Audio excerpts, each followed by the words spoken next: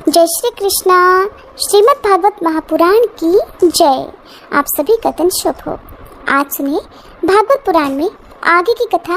श्री मैत्रेय जी कहते हैं, हे विदुर जी, पृथ्वी आदि कार्य वर्ग का जो सूक्ष्मतम अंश है, जिसका और विभाग नहीं हो सकता तथा जो कार्य रूप को प्राप्त नहीं हुआ है और जिसका अन्य परमाणुओं के साथ संयोग भी नहीं हुआ है, उसे परमाणु कहते हैं। इस अनेक परमाणुओं के परस्पर मिलने से ही मनुष्यों को भ्रमवश उनके समुदाय रूप एक अवयव की प्रतीति होती है। ये परमाणु, जिसका सूक्ष्मतम अंश है, अपने सामान्य स्वरूप में स्थित उस पृथ्वी आदि कार्यों की एकता अर्थात समुदाय अथवा समग्र रूप का नाम परम महान है। इस समय उसमें ना तो प्रलय आदि अवस्था भेद की स्फूर्ति होती है, न नवीन प्राचीन आदि काल भेद का भान होता है और न ही घटपट आदि वस्तु भेद की ही कल्पना होती है। हे साधु श्रेष्ठ, इस प्रकार ये वस्तु के सूक्ष्मतम और महत्तम स्वरूप का विचार हुआ। इसी के सादृश्य से परमाणु आदि अवस्थाओं में व्याप्त होकर व्यक्त पदार्थों को भोगने वाले सृष्टि आदि में समर्थ अव्यक्त स्वरूप भगवान काल की भी सूक्ष्मता और स्थूलता का अनुमान किया जा सकता है। जो काल प्रपंच की परमाणु जैसी सूक्ष्म अवस्था में व्याप्त रहता है, वह अत्यंत सूक्ष्म है, और जो सृष्टि से लेकर प्रलय पर्यंत उसकी सभी अवस्थाओं का भोग करता है, वह परम महान है। दो परमाणु मिलकर एक अणु कहलाता है और तीन अणुओं के मिलने से एक त्रस रेणु होता है, जो झरोखों से होकर आई हुई सूर्य की किरणों के प्रकाश में आकाश में उड़ता देखा जाता है। ऐसे तीन त्रस रेणुओं को पार करने में सूर्य को जितना समय लगता है, उसे त्रुटि कहते हैं। इससे 100 गुना काल वेद कहलाता है और 3 वेद का एक लव होता है। 3 लव को एक निमेष और 3 निमेष को एक क्षण कहते हैं। 5 क्षण की एक काष्ठा होती है और 15 काष्ठा का एक लघु। 15 लघु की एक नाडिका अर्थात दंड कही जाती है। 2 नाडिका का एक मुहूर्त होता है और दिन के घटने बढ़ने के अनुसार अर्थात दिन और रात्रि की दोनों संधियों के 2 मुहूर्तों को छोड़कर 6 या 7 नाडिका का एक प्रहर होता है, वह याम कहलाता है, जो मनुष्य के दिन या रात का चौथा भाग होता है। 6 पल तांबे का एक ऐसा बर्तन बनाया जाए जिसमें एक प्रस्थ जल आ जाए और 4 माशे सोने की 4 अंगुल लंबी सलाई बनवाकर उसके द्वारा उस बर्तन के पेंदे में छेद करके उसे जल में छोड़ दिया जाए। जितने समय में एक प्रस्थ जल उस बर्तन में भर जाए, वह बर्तन जल में डूब जाए, उतने समय को एक नाडिका कहते हैं। हे विदुर जी, 4-4 पहर के मनुष्य के दिन और रात होते हैं और 15 दिन रात का एक पक्ष होता है, जो शुक्ल और कृष्ण भेद से 2 प्रकार का माना गया है। इन दोनों पक्षों को मिलाकर एक मास होता है, जो पितरों का एक रात और एक दिन है। 2 मास का एक ऋतु और 6 मास का एक अयन होता है। अयन दक्षिणायन और उत्तरायण भेद से 2 प्रकार का होता है। ये दोनों अयन मिलकर देवताओं के एक दिन रात होते हैं तथा मनुष्य लोक में ये वर्ष और 12 मास कहे जाते हैं। ऐसे 100 वर्ष की मनुष्य की परम आयु बताई गई है। चंद्रमा आदि ग्रह, अश्विनी आदि नक्षत्र और समस्त तारामंडल के अधिष्ठाता काल स्वरूप भगवान सूर्य परमाणु से लेकर संवत्सर पर्यंत काल में 12 राशि रूप संपूर्ण भुवन कोश की निरंतर परिक्रमा किया करते हैं। सूर्य, बृहस्पति, सवन, चंद्रमा और नक्षत्र संबंधी महीनों के भेद से ये वर्ष ही संवत्सर, परिवत्सर, इडावत्सर, अनुवत्सर और वत्सर कहा जाता है। हे विदुर जी, इन 5 प्रकार के वर्षों की प्रवृत्ति करने वाले भगवान सूर्य की तुम उपहार आदि समर्पित करके पूजा करो। ये सूर्यदेव पंचभूतों में से तेज स्वरूप है और अपनी काल शक्ति से बीज आदि पदार्थों की अंकुर उत्पन्न करने की शक्ति को अनेक प्रकार से कार्योन्मुख करते हैं। ये पुरुषों की मोह निवृत्ति के लिए उनकी आयु का क्षय करते हुए आकाश में विचरते हैं और ये ही सकाम पुरुषों को यज्ञ आदि कर्मों से प्राप्त होने वाले स्वर्ग आदि मंगलमय फलों का भी विस्तार करते हैं। विदुर जी कहने लगे, हे मुनिवर, आपने देवता, पितर और मनुष्यों की परमायु का वर्णन तो किया, अब जो सनकादि ज्ञानी मुनिजन त्रिलोकी से बाहर कल्प से भी अधिक काल तक रहने वाले हैं, उनकी भी आयु का वर्णन कीजिए। आप भगवान काल की गति भलीभांति जानते हैं, क्योंकि ज्ञानी लोग अपनी योग सिद्ध दिव्य दृष्टि से सारे संसार को देख लेते हैं। मैत्रेय जी कहने लगे, हे विदुर जी, सतयुग, त्रेता, द्वापर और कली, ये 4 युग अपनी संध्या और संध्यांशों के सहित देवताओं के 12 सहस्त्र वर्ष तक रहते हैं, ऐसा बतलाया गया है। इन सत्यादि 4 युगों में क्रमशः 4, 3, 2 और 1 सहस्त्र दिव्य वर्ष होते हैं, और प्रत्येक में जितने सहस्त्र वर्ष होते हैं उससे 2 गुने 100 वर्ष उनकी संध्या और संध्यांशों में होते हैं। युग की आदि में संध्या होती है और अंत में संध्यांश। इनकी वर्ष गणना सैकड़ों की संख्या में बतलाई गई है। इनके बीच का जो काल होता है उसी को काल वेत्ताओं ने युग कहा है। प्रत्येक युग में एक एक विशेष धर्म का विधान पाया जाता है। सतयुग के मनुष्यों में धर्म अपने चारों चरणों से रहता है, और फिर अन्य युगों में अधर्म की वृद्धि होने से उसका एक एक चरण क्षीण होता जाता है।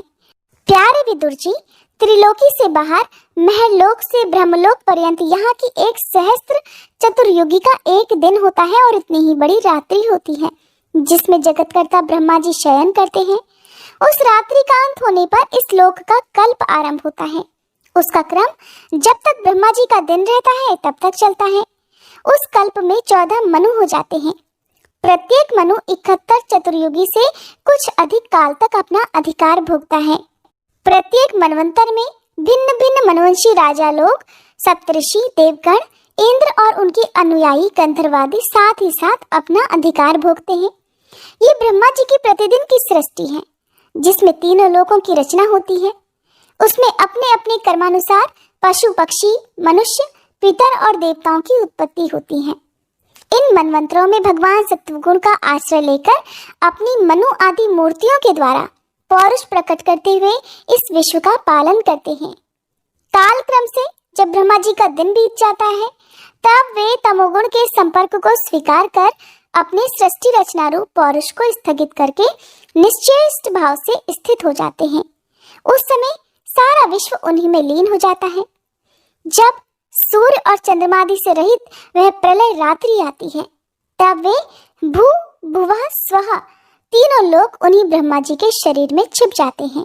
उस अवसर पर तीनों लोग शेष जी के मुख से निकली हुई अग्नि रूप भगवान की शक्ति से जलने लगते हैं। इसीलिए उसके ताप से व्याकुल होकर भृगु आदि मुनीश्वर गण महलोक से जनलोक को चले जाते हैं। इतने में ही 7 समुद्र प्रलय काल के प्रचंड पवन से उमड़कर अपनी उछलती हुई उत्ताल तरंगों से त्रिलोकी को डुबो देते हैं। तब उस जल के भीतर भगवान शेषशायी योग निद्रा से नेत्र मूंद कर शयन करते हैं। उस समय जल लोक निवासी मुनिगण उनकी स्तुति किया करते हैं। इस प्रकार काल की गति से एक एक सहस्त्र चतुर्युग के रूप में प्रतीत होने वाले दिन रात के हेरफेर से ब्रह्मा जी की 100 वर्ष की परमायु भी बीती हुई सी दिखाई देती है। ब्रह्मा जी की आयु के आधे भाग को परार्ध कहते हैं। अब तक पहला परार्ध तो बीत चुका है, दूसरा चल रहा है। पूर्व परार्ध के आरंभ में ब्रह्मा नामक महान कल्प हुआ करता था। उसी में ब्रह्मा जी की उत्पत्ति हुई थी। पंडित जन इन्हें शब्द ब्रह्म कहते हैं। उसी परार्ध के अंत में जो कल्प हुआ था उसे पाद्म कल्प कहते हैं। इसमें भगवान के नाभि सरोवर से सर्वलोक में कमल प्रकट हुआ था। हे विदुर जी, इस समय जो कल्प चल रहा है वह दूसरे परार्थ का आरंभक बतलाया जाता है। ये वराह कल्प नाम से विख्यात है। इसमें भगवान ने सूक रूप धारण किया था। ये 2 परार्थ काल अव्यक्त, अनंत, अनादि, विश्वात्मा, श्री हरि का एक निवेश माना जाता है। ये परमाणु से लेकर द्विपरार्थ पर्यंत फैला हुआ काल सर्वसमर्थ होने पर भी सर्वात्मा श्री हरि पर किसी प्रकार की प्रभुता नहीं रखता। ये तो देहादि में अभिमान रखने वाले जीवों का ही शासन करने में समर्थ है। प्रकृति, महतत्व, अहंकार और पंच तन्मात्र, इन 8 प्रकृतियों के सहित 10 इंद्रियां, मन और पंचभूत, इन 16 विकारों से मिलकर बना हुआ ये ब्रह्मांड कोश भीतर से 50 करोड़ योजन विस्तार वाला है, और इसके बाहर चारों ओर उत्तरोत्तर 10-10 गुने 7 आवरण हैं। उन सब के सहित ये जिसमें परमाणु के समान पड़ा हुआ दिखाई देता है और जिसमें ऐसी करोड़ों ब्रह्मांड राशियां हैं, वह इन प्रधान आदि समस्त कारणों का कारण अक्षर ब्रह्म कहलाता है और यही पुराण पुरुष परमात्मा श्री भगवान विष्णु का श्रेष्ठ धाम अर्थात स्वरूप है। श्री मैत्रेय जी ने कहा, हे विदुर जी, यहाँ तक मैंने आपको भगवान की काल रूप महिमा सुनाई। अब जिस प्रकार श्री ब्रह्मा जी ने जगत की रचना की वह भी सुनिए। सबसे पहले उन्होंने अज्ञान की 5 वृत्तियां तम, मोह, महामोह, तामिश्र और अंधतामिश्र इनकी रचना की, किंतु इस अत्यंत पापमयी सृष्टि को देखकर उन्हें बिल्कुल भी प्रसन्नता नहीं हुई। तब उन्होंने अपने मन को भगवान के ध्यान से पवित्र कर उससे दूसरी सृष्टि की रचना की। इस बार श्री ब्रह्मा जी ने सनक, सनंदन, सनातन और सनत कुमार ये 4 निवृत्ति परायण उद्वरता मुनि उत्पन्न किए। अपने इन पुत्रों से श्री ब्रह्मा जी ने कहा, हे पुत्रों, तुम लोग सृष्टि उत्पन्न करो। किंतु वे जन्म से ही मोक्ष मार्ग का अनुसरण करने वाले और भगवान के ध्यान में तत्पर थे, इसलिए उन्होंने ऐसा नहीं करना चाहा। जब ब्रह्मा जी ने देखा कि मेरी आज्ञा ना मानकर मेरे ये पुत्र मेरा ही तिरस्कार कर रहे हैं, तब उन्हें बहुत भयंकर क्रोध आया। उन्होंने उसे रोकने का प्रयत्न किया, किंतु बुद्धि द्वारा उनके बहुत रोकने पर भी वह क्रोध तत्काल प्रजापति की भौहों के बीच में से एक नील लोहित अर्थात नीले और लाल रंग के बालक के रूप में प्रकट हो गया। वे देवताओं के पूर्वज भगवान भव अर्थात रुद्र रो रो कर कहने लगे, हे जगत पिता, हे विधाता, मेरे नाम और रहने का स्थान तो बतलाइए। तब कमल योनि भगवान श्री ब्रह्मा जी ने उस बालक की प्रार्थना पूर्ण करने के लिए बड़ी ही मधुर वाणी में कहा, बालक रो मत, मैं तुम्हारी इच्छा अभी पूर्ण करता हूँ।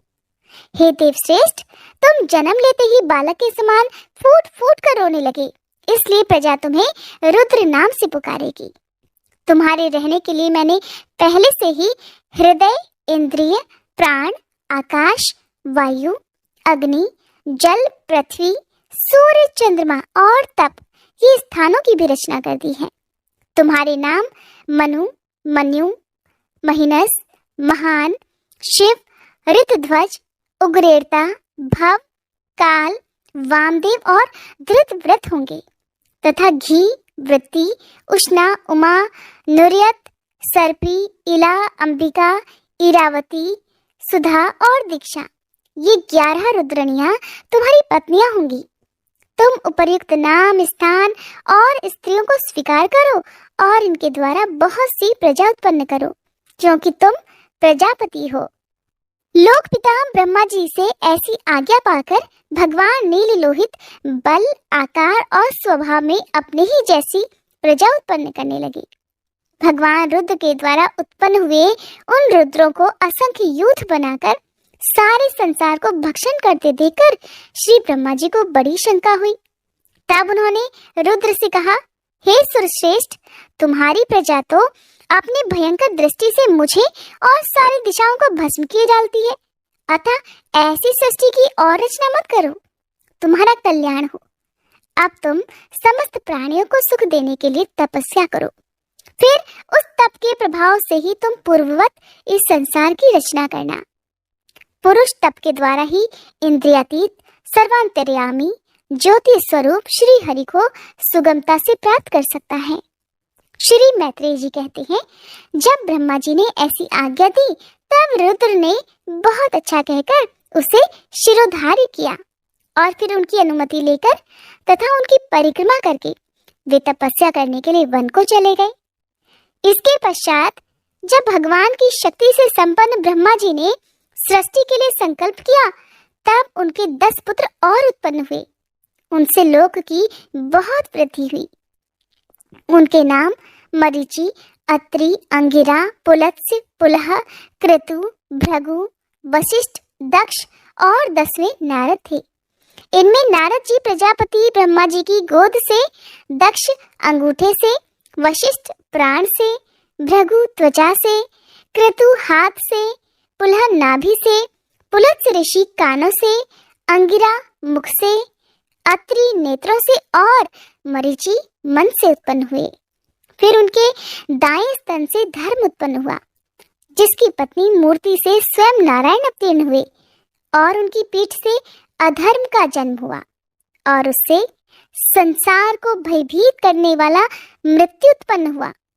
इस प्रकार श्री ब्रह्मा जी के हृदय से काम, भौहों से क्रोध, नीचे के होठ से लोभ, मुख से वाणी की अधिष्ठात्री देवी सरस्वती, लिंग से समुद्र, गुदा से पाप का निवास स्थान अर्थात राक्षसों का अधिपति नैऋति, छाया से देवहूति के पति भगवान कर्दम जी उत्पन्न हुए।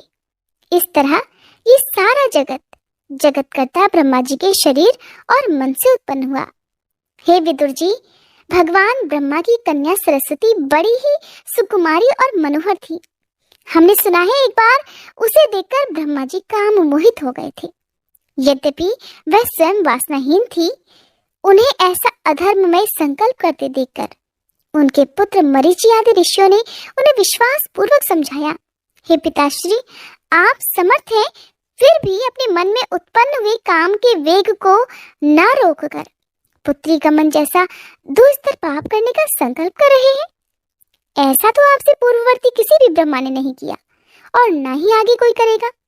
हे जगत गुरु, आप जैसे तेजस्वी पुरुषों को भी ऐसा कार्य शोभा नहीं देता, क्योंकि आप लोगों के आचरणों का अनुसरण करने से ही तो संसार का कल्याण होता है।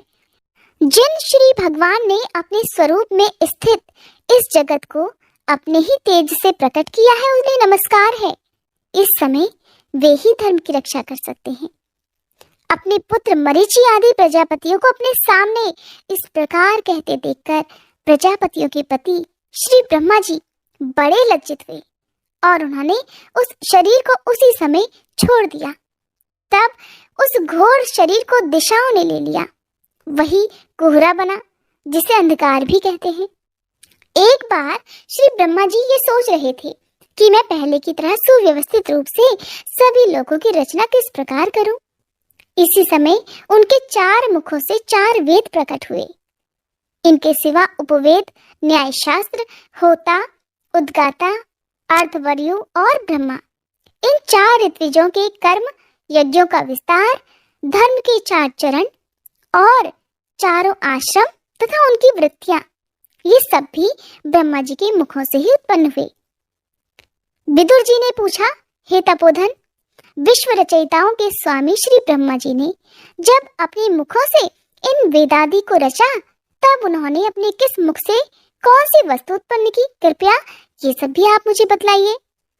तब श्री मैत्रेय जी कहते हैं कि हे विदुर जी, ब्रह्मा जी ने अपने पूर्व, दक्षिण, पश्चिम और उत्तर के मुख से क्रमशः ऋक, यजुः, साम और अथर्व वेदों को रचा और इसी क्रम से शस्त्र अर्थात होता का कर्म, यज्ञ अर्थात अर्धवर्यु का कर्म, स्तुति स्तोम अर्थात उद्गाता का कर्म और प्रायश्चित अर्थात ब्रह्मा का कर्म, इन चारों की रचना की।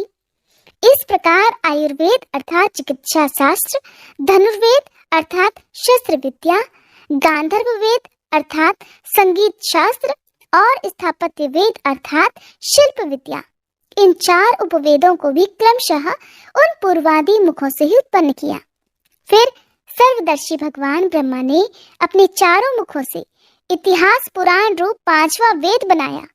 इसी से क्रमशः षोडशी और उक्त, चयन और अग्निहोत्र, आप्तोर्याम और आरतीरात, वाजपेयी और कोसव, ये 2-2 याग भी उनके पूर्वादि मुखों से ही उत्पन्न हुए। विद्या, दान, तप और सत्य, ये धर्म के 4 पाद, वृत्तियों के सहित 4 आश्रम भी इसी क्रम से प्रकट हुए।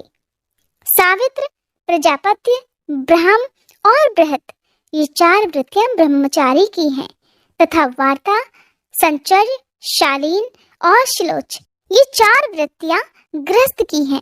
इसी प्रकार वृत्ति भेद से वैखानस, वालखिल्य, औटुंबर और फेनप, ये 4 भेद वानप्रस्थों के तथा कुटीचक, बहुदक, हंस और निष्क्रिय अर्थात परमहंस के, ये 4 भेद सन्यासियों के हैं। इसी क्रम से अन्वीक्षिका, त्रयी, वार्ता और दंडनीति, ये 4 विद्याएं तथा 4 व्याहृतियां श्री ब्रह्मा जी के 4 मुखों से उत्पन्न हुई। और फिर उनके हृदयाकाश से ओंकार प्रकट हुआ। अभी आपने कुछ कठिन शब्द सुने, तो मैं आपको उनका अर्थ भी बता देती हूँ। अभी आपने सुना सबसे पहला कठिन शब्द सावित्र। सावित्र अर्थात उपनयन संस्कार के बाद गायत्री का अध्ययन करने के लिए धारण किया जाने वाला 3 दिन का ब्रह्मचर्य व्रत। दूसरा शब्द था प्रजापत्य अर्थात 1 वर्ष का ब्रह्मचर्य व्रत। तीसरा शब्द था ब्राह्म अर्थात वेदाध्ययन की समाप्ति तक रहने वाला ब्रह्मचर्य व्रत। चौथा शब्द था व्रत अर्थात आयु पर्यंत रहने वाला ब्रह्मचर्य व्रत, जो कि भीष्म पितामह ने धारण किया था। एक और कठिन शब्द था शिलोच अर्थात जब खेत कट जाते हैं, जो फसलें होती हैं वो कट जाती हैं, तो जो धरती पर अनाज के गिरे हुए दाने होते हैं, तो उन्हें बीन कर उन्हीं दानों से अपना निर्वाह करना। वैखानस शब्द भी आपने सुना, जिसका तात्पर्य है बिना ज्योति और बोई भूमि से उत्पन्न हुए पदार्थों से निर्वाह करने वाले। एक और शब्द आपने सुना था वालखिल्य अर्थात जब नया अन्न प्राप्त होता है तो पहले पुराने अन्न का दान कर देने वाले को वालखिल्य कहा जाता है। औटुंबर कहते हैं प्रातः काल उठने पर जिस दिशा में मुंह हो उसी दिशा से अन्न और फल लाकर उसी पर निर्वाह करने वाले। फेनअप शब्द, हो सकता है आपने ये शब्द पहली बार सुने हो, तो इस वीडियो को आप ध्यान से जरूर सुनिएगा। फेनअप शब्द का अर्थ है अपने आप झड़े हुए फल आदि खाकर रहने वाले। कुटीचक का अर्थ है कुटी बनाकर एक जगह रहने वाले और आश्रम के धर्म का पूर्णतया पालन करने वाले। इस प्रकार जब श्री ब्रह्मा जी के हृदयाकाश से ओंकार प्रकट हुआ, तब उनके रोमों से उष्णिक, त्वचा से गायत्री, मांस से त्रिष्टुप, स्नायु से अनुष्टुप, अस्थियों से जगती, मज्जा से पंक्ति और प्राणों से वृत्ति छंद उत्पन्न हुआ। ऐसे ही उनका जीव स्पर्श वर्ण अर्थात कवर्ग आदि और देह स्वर वर्ण अर्थात अकारादि कहलाया। इसी प्रकार उनकी क्रीड़ा से ऋषभ, निषाद, गांधार, षडज, मध्यम, धैवत और पंचम ये 7 स्वर हुए। हे तात, ब्रह्मा जी शब्द ब्रह्म स्वरूप हैं। वे वैखरी रूप से व्यक्त और ओंकार रूप से अव्यक्त हैं तथा उनसे परे जो सर्वत्र परिपूर्ण पर ब्रह्म है, वही अनेकों प्रकार की शक्तियों से विकसित होकर इंद्रादि रूपों में भास रहा है। हे विदुर जी, ब्रह्मा जी ने पहला कामासक्त शरीर जिससे कोहरा बना था छोड़ने के पश्चात दूसरा शरीर धारण करके विश्व विस्तार का विचार किया। वे देख चुके थे कि मरीचि आदि महान शक्तिशाली ऋषियों से भी सृष्टि का विस्तार अधिक नहीं हुआ, अतः वे मन ही मन पुनः चिंता करने लगे। अहो, बड़ा आश्चर्य है, मेरे निरंतर प्रयत्न करने पर भी प्रजा की वृद्धि नहीं हो रही है। ऐसा प्रतीत होता है कि इसमें देव ही कुछ विघ्न डाल रहा है। जिस समय यथोचित क्रिया करने वाले श्री ब्रह्मा जी इस प्रकार देव के विषय में विचार कर ही रहे थे कि उसी समय अकस्मात उनके शरीर के 2 भाग हो गए। का ब्रह्मा जी का नाम है, उन्हीं से विभक्त होने के कारण शरीर को काय कहते हैं। काय अर्थात काया। उन दोनों विभागों से एक स्त्री पुरुष का जोड़ा प्रकट हुआ। उनमें से जो पुरुष था वह सार्वभौम सम्राट स्वयंभू मनु हुए और जो स्त्री थी वह उनकी महारानी शत्रुपा हुई। इस प्रकार स्वयंभू मनु और उनकी पत्नी से प्रजा की वृद्धि होने लगी। महाराज स्वयंभू मनु ने शत्रुपा से 5 संतानें उत्पन्न की। हे साधु शिरोमणि विदुर जी, उनमें प्रियव्रत और उत्तानपाद 2 पुत्र थे तथा आकुति, देवहूति और प्रसूति 3 कन्याएं थी। मनु जी ने आकुति का विवाह रुचि प्रजापति से किया। मझली कन्या देवहूति कर्दम जी को दे दी और प्रसूति दक्ष प्रजापति को। इन तीनों कन्याओं की संतति से सारा संसार भर गया। श्री सुखदेव जी ने कहा, हे राजन, मुनिवर मैत्रेय जी के मुख से ये परम पुण्यमयी कथा सुनकर श्री विदुर जी ने फिर पूछा, क्योंकि भगवान की लीला कथा में इनका अत्यंत अनुराग हो गया था। विदुर जी ने कहा, हे मुने, स्वयंभू मनु ब्रह्मा जी के प्रिय पुत्र महाराज स्वयंभू मनु ने अपनी प्रिय पत्नी शत्रुपा को पाकर फिर क्या किया? आप साधु शिरोमणि हैं।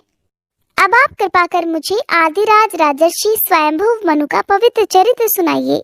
वे श्री हरि के शरणापत्र थे, इसलिए उनका चरित्र सुनने में मेरी बहुत श्रद्धा हो रही है। जिनके हृदय में श्री मुकुंद के चरणारविंद विराजमान हैं, उन भक्तजनों के गुणों को श्रवण करना ही मनुष्यों के बहुत दिनों तक किए गए शास्त्राभ्यास के श्रम का मुख्य फल है, ऐसा विद्वानों का श्रेष्ठ मत है। श्री सुखदेव जी कहते हैं, हे राजन, विदुर जी सहस्त्र शीर्षों भगवान श्री हरि के चरणाश्रित भक्त थे। उन्होंने जब विनय पूर्वक भगवान की कथा के लिए प्रेरणा की, तब मुनिवर मैत्रेय का रोम रोम खिल उठा। उन्होंने कहा, जब अपनी भार्या शतरूपा के साथ स्वयंभुव मनु का जन्म हुआ, तब उन्होंने बड़ी नम्रता से हाथ जोड़कर श्री ब्रह्मा जी से कहा, हे भगवान, एकमात्र आप ही समस्त जीवों के जन्मदाता और जीविका प्रदान करने वाले पिता हैं। फिर भी हम आपकी संतान ऐसा कौन सा कर्म करें जिससे आपकी सेवा बन सके। हे पूज्यपाद, हम आपको नमस्कार करते हैं। आप हमसे हो सकने योग्य किसी ऐसे कार्य के लिए हमें आज्ञा दीजिए जिससे इस लोक में हमारी सर्वत्र कीर्ति हो और परलोक में सद्गति प्राप्त हो सके। श्री ब्रह्मा जी ने कहा, तात पृथ्वीपते, तुम दोनों का ही कल्याण हो, मैं तुमसे अति प्रसन्न हूँ, क्योंकि तुमने निष्कपट भाव से मुझे आज्ञा दीजिए ऐसा कहकर मुझे आत्मसमर्पण किया है। वीर, पुत्रों को अपने पिता की इसी रूप में ही पूजा करनी चाहिए। उन्हें उचित है कि दूसरों के प्रति ईर्ष्या का भाव न रखकर जहाँ तक बन सके उनकी आज्ञा का आदर पूर्वक और सावधानी से पालन करना चाहिए। तुम अपनी इस भार्या से अपने ही समान गुणवती संतति उत्पन्न करके धर्म पूर्वक पृथ्वी का पालन करो और यज्ञों के द्वारा श्री हरि की आराधना करो। हे राजन, प्रजा पालन से मेरी बड़ी सेवा होगी और तुम्हें प्रजा का पालन करते देखकर भगवान श्री हरि भी तुमसे प्रसन्न होंगे। जिन पर यज्ञ मूर्ति जनार्दन भगवान प्रसन्न नहीं होते, उनका सारा श्रम व्यर्थ ही जाता है, क्योंकि वे तो एक प्रकार से अपनी आत्मा का ही अनादर करते हैं। मनु जी ने कहा, पाप का नाश करने वाले पिताजी, मैं आपकी आज्ञा का पालन अवश्य करूंगा, किंतु आप इस जगत में मेरे और मेरी भावी प्रजा के रहने के लिए स्थान तो बतलाइए। हे देव, सब जीवों का निवास स्थान पृथ्वी इस समय प्रलय के जल में डूबी हुई है। आप इस देवी के उद्धार का प्रयत्न कीजिए। श्री मैत्रेय जी कहते हैं, पृथ्वी को इस प्रकार अथाह जल में डूबी देखकर ब्रह्मा जी बहुत देर तक मन में ये सोचते रहे कि मैं इसे कैसे निकालूं।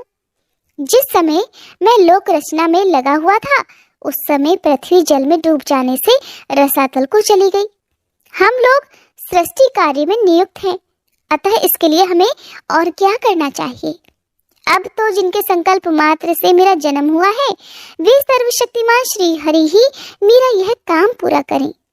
हे निष्पाप विदुर जी, ब्रह्मा जी इस प्रकार विचार कर ही रहे थे कि उनके नासा छिद्र से अकस्मात अंगूठे के बराबर आकार का एक वराह शिशु निकला। भारत, बड़े आश्चर्य की बात तो यही हुई कि आकाश में खड़ा हुआ वह वराह शिशु ब्रह्मा जी के देखते ही देखते बड़ा होकर क्षण भर में हाथी जितना बड़ा हो गया। उस विशाल वराह मूर्ति को देखकर मरीचि आदि मुनिजन, सनकादि और स्वयंभुव मनु के सहित श्री ब्रह्मा जी भी तरह तरह के विचार करने लगे। अहो, सूकर के रूप में आज यह कौन दिव्य प्राणी यहाँ प्रकट हुआ है, कैसा आश्चर्य है। ये अभी अभी मेरी नाक से निकला था। पहले तो ये अंगूठे के पोरवे के बराबर दिखाई देता था, किंतु देखिए एक ही क्षण में बड़ा भारी शिला के समान हो गया। अवश्य ही यज्ञ मूर्ति भगवान हम लोगों के मन को मोहित कर रहे हैं। ब्रह्मा जी और उनके पुत्र इस प्रकार सोच ही रहे थे विदुर जी कि भगवान यज्ञ पुरुष पर्वताकार होकर गरजने लगे। सर्वशक्तिमान श्री हरि ने अपनी गर्जना से दसों दिशाओं को प्रतिध्वनित करके ब्रह्मा और श्रेष्ठ ब्राह्मणों को हर्ष से भर दिया। अपना खेद दूर करने वाली मायामय वराह भगवान की घुरघुराहट को सुनकर वे जनलोक, तपलोक और सत्यलोक निवासी मुनिगण तीनों वेदों के परम पवित्र मंत्रों से उनकी स्तुति करने लगे। भगवान के स्वरूप का वेदों में विस्तार से वर्णन किया गया है, अतः उन मुनीश्वरों ने जो स्तुति की उसे वेद रूप मानकर भगवान बड़े ही प्रसन्न हुए और एक बार फिर से गरज कर देवताओं के हित के लिए गजराज की सी लीला करते हुए जल में घुस गए। पहले वे सूकर रूप भगवान पूंछ उठाकर बड़े ही वेग से आकाश में उछले और फिर अपनी गर्दन के बालों को फटकार कर खुरों के आघात से बादलों को छितराने लगे। उनका शरीर बड़ा कठोर था, त्वचा पर कड़े कड़े बाल थे, दाढ़ें सफेद थी और नेत्रों से तेज निकल रहा था। उस समय उनकी यह शोभा बड़ी ही मनोहर हो रही थी। भगवान स्वयं यज्ञ पुरुष है, फिर भी सूकर रूप धारण करने के कारण अपनी नाक से सूंघ सूंघ कर पता लगा रहे थे। उनकी दाढ़ें बड़ी कठोर थी, इस प्रकार वे बहुत ही क्रूर दिखाई लग रहे थे।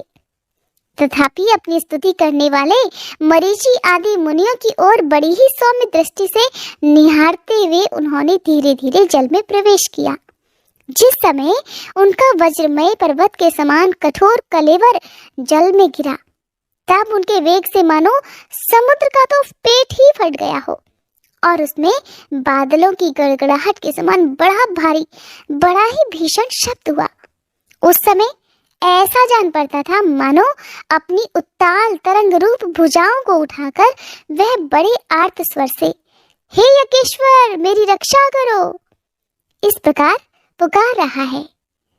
तब भगवान यज्ञ मूर्ति अपनी बाण के समान पैने खुरों से उस जल को चीरते हुए, उस अथाह जल को चीरते हुए उस अपार जल राशि के उस पार जा पहुंचे। वहां रसातल में उन्होंने समस्त जीवों की आश्रयभूता पृथ्वी को देखा, जिसे कल्पांत में शयन करने के लिए उद्धत श्री हरि ने स्वयं अपने ही उदर में लीन कर लिया था। फिर वे जल में डूबी हुई पृथ्वी को अपनी दाढ़ों पर लेकर रसातल से ऊपर आ गए। उस समय उनकी बड़ी शोभा हो रही थी। जल से बाहर आते समय उनके मार्ग में विघ्न डालने के लिए महापराक्रमी हिरण्याक्ष ने जल के भीतर ही भीतर उन पर गदा से आक्रमण कर दिया। इससे उनका क्रोध चक्र के समान तीक्ष्ण हो गया और उन्होंने उसे लीला से ही इस प्रकार मार डाला मानो सिंह हाथी को मार डाला हो। उस समय उसके रक्त से थूथनी और कनपटी सन जाने के कारण वे ऐसे दिखाई पड़ रहे थे मानो कोई गजराज लाल मिट्टी के टीले में टक्कर मारकर आए हो। हे तात, जैसे गजराज अपने दांतों पर कमल पुष्प धारण कर ले, ठीक उसी प्रकार अपने सफेद दांतों की नोक पर पृथ्वी को धारण कर जल से बाहर निकले वे तमाल के समान नीलवर्ण वराह भगवान को देखकर ब्रह्मा जी, मरीचि आदि को निश्चय हो गया कि यही भगवान है। तब वे हाथ जोड़कर वेद वाक्यों से उनकी स्तुति करने लगे। ऋषि कहने लगे, हे भगवान अजित, आपकी सदा ही जय हो यज्ञपते। आप अपने वेद त्रयी रूप विग्रह को फटकार रहे हैं, आपको नमस्कार है। आपके रोमकूपों में संपूर्ण यज्ञ लीन है और हे प्रभु, आपने पृथ्वी का उद्धार करने के लिए ही यह सूकर रूप धारण किया है, आपको नमस्कार है। हे देव, दुराचारियों को आपके शरीर का दर्शन होना अत्यंत कठिन है, क्योंकि यह यज्ञ रूप है। इसकी त्वचा में गायत्री आदि छंद, रोमावली में कुश, नेत्रों में घृत तथा चारों चरणों में होता, अर्धवर्यु, उद्गाता और ब्रह्मा, इन चारों ऋत्विजों के कर्म है। हे ईश, आपकी थूथनी में श्रुक है, नासिका छिद्रों में श्रुवा है, उदर में इडा अर्थात यज्ञ भक्षण पात्र है, कानों में चमस है, मुख में प्राशिष्ट अर्थात ब्रह्म भाग पाष्ट्र है और कंठ छिद्र में ग्रह सोमपात्र है। हे भगवान, आपका जो चबाना है वही अग्निहोत्र है। हे देव, आपके दांतों पर रखे हुए भूमंडल के सहित आपका यह वेदमय वराह विग्रह ऐसा सुशोभित हो रहा है जैसे शिखरों पर छाई हुई मेघमाला से कुल पर्वत की शोभा होती है। हे नाथ, चराचर जीवों के सुख पूर्वक रहने के लिए आप अपनी पत्नी इन जगत माता पृथ्वी को जल पर स्थापित कीजिए। आप तो जगत के पिता हैं और अरण्य में अग्नि स्थापन के समान आपने अपना शक्ति रूप तेज स्थापित किया है। हम आपको और इस पृथ्वी माता को प्रणाम करते हैं। हे प्रभु, रसातल में डूबी हुई इस पृथ्वी को निकालने का साहस आपके सिवा भला और कौन कर सकता था? किंतु आप तो संपूर्ण आश्रयों के आश्रय हैं। आपके लिए तो ये कोई आश्चर्य की बात ही नहीं है। आपने ही तो अपनी माया से इस आश्चर्यमय विश्व की भी रचना की है। जब आप अपने वेद में विग्रह को हिलाते हैं, तब हमारे ऊपर आपकी गर्दन के बालों से झरती हुई शीतल जल की बूंदें गिरती हैं। हे ईश, उनसे भीगकर हम जनलोक, तपलोक और सत्यलोक में रहने वाले मुनिजन सर्वथा पवित्र हो जाते हैं। जो पुरुष अपने कर्मों का पार पाना चाहता हो, अवश्य ही उसकी बुद्धि नष्ट हो गई है, क्योंकि आपके कर्मों का तो कोई पार ही नहीं है। अवश्य ही योग माया के सत्वादी गुणों से ये सारा जगत मोहित हो रहा है। हे भगवान, आप इसका कल्याण कीजिए। श्री मैत्रेय जी कहते हैं कि हे विदुर जी, उन ब्रह्मवादी मुनियों के इस प्रकार स्तुति करने पर सबकी रक्षा करने वाले वराह भगवान ने अपने खुरों से जल को स्तंभित कर उस पर पृथ्वी को स्थापित कर दिया। इस प्रकार रसातल से लीलापूर्वक लाई गई पृथ्वी को जल पर रखकर वे भगवान श्री हरि अंतर्ध्यान हो गए। हे विदुर जी, भगवान के लीलामय चरित्र अत्यंत कीर्तनीय है और उनमें लगी हुई बुद्धि सब प्रकार के पाप तापों को दूर कर देती है। जो पुरुष उनकी इस मंगलमयी मंगल कथा को भक्ति भाव से सुनता या सुनाता है, उसके प्रति भक्त वत्सल भगवान अंत स्थल से बहुत शीघ्र प्रसन्न हो जाते हैं। भगवान तो सभी कामनाओं को पूर्ण करने में समर्थ है। उनके प्रसन्न होने पर संसार में फिर क्या दुर्लभ है? किंतु उन तुच्छ कामनाओं की आवश्यकता भी क्या है? जो लोग उनका अनन्य भाव से भजन करते हैं, उन्हें तो वे अंतर्यामी परमात्मा स्वयं अपना परम पद ही दे देते हैं। अरे, संसार में पशुओं को छोड़कर अपने पुरुषार्थ का सार जानने वाला ऐसा कौन पुरुष होगा जो आवागमन से छुड़ा देने वाली भगवान की प्राचीन कथाओं में से किसी भी अमृतमयी कथा का अपने कर्णपुटों से एक बार पान करके फिर उनकी ओर से मन हटा लेगा? हरे कृष्णा। आज की कथा में बस इतना ही। इसके आगे की कथा सुनने के लिए कृपया आप अगले अध्याय के अनुसार जरूर कीजिएगा। ये कथा अगर आपको अच्छी लगी हो तो वीडियो को लाइक कर